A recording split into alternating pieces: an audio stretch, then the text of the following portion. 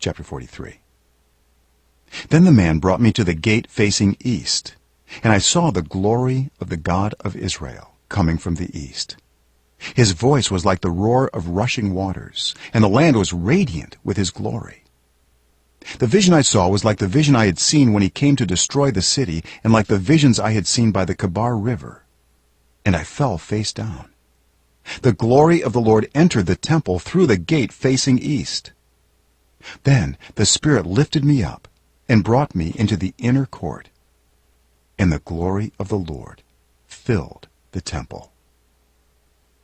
While the man was standing beside me, I heard someone speaking to me from inside the temple. He said, "Son of man, this is the place of my throne and the place for the soles of my feet. This is where I will live among the Israelites forever. The people of Israel will never again defile my holy name, neither they nor their kings, by their prostitution and the funeral offerings for their kings at their death.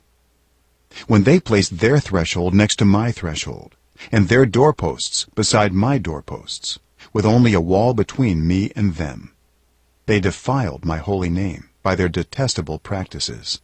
So I destroyed them in my anger.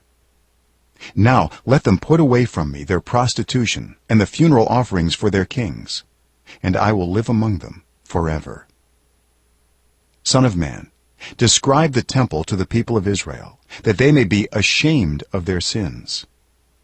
Let them consider its perfection, and if they are ashamed of all they have done, make known to them the design of the temple, its arrangement, its exits and entrances, its whole design, and all its regulations and laws.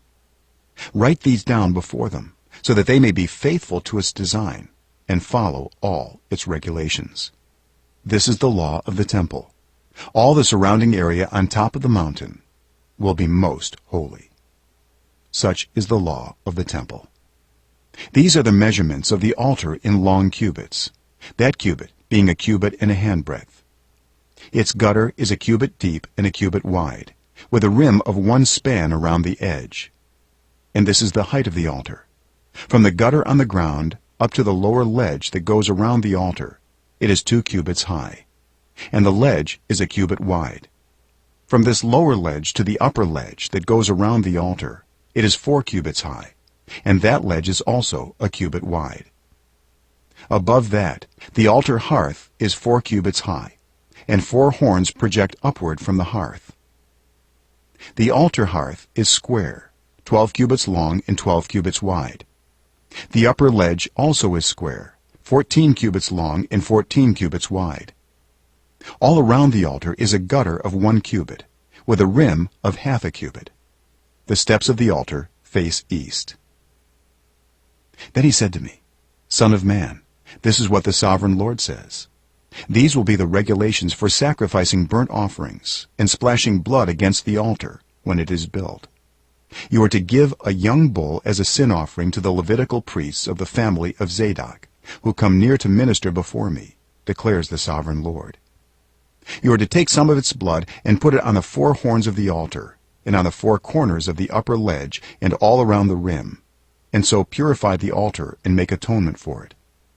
You are to take the bull for the sin offering and burn it in the designated part of the temple area outside the sanctuary. On the 2nd day, you are to offer a male goat without defect for a sin offering, and the altar is to be purified as it was purified with the bull. When you have finished purifying it, you are to offer a young bull and a ram from the flock, both without defect. You are to offer them before the Lord, and the priests are to sprinkle salt on them and sacrifice them as a burnt offering to the Lord. For 7 days you are to provide a male goat daily for a sin offering. You are also to provide a young bull and a ram from the flock, both without defect. For 7 days they are to make atonement for the altar and cleanse it. Thus they will dedicate it. At the end of these days, from the 8th day on, the priests are to present your burnt offerings and fellowship offerings on the altar. Then I will accept you, declares the sovereign Lord.